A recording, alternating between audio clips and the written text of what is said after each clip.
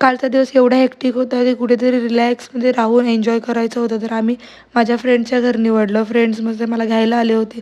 तिच्या घरी गेलो. रात्री आईस्क्रीम पार्टी करायची म्हणून आईस्क्रीमसुद्धा घेतलं.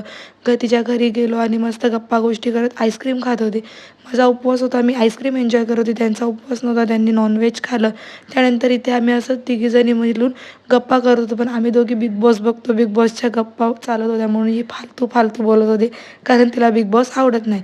सगळं खाऊन पिऊन एन्जॉय केलं. त्यानंतर मला गोड खायची खूप जास्त सवय आहे. रात्री सगळं खाऊन बोलून वगैरे झाल्यानंतर मी मस्त कॅडबरी खाल्ली आणि माझा मेकअप जो थापला होता तोंडाला तो काढायला गेली.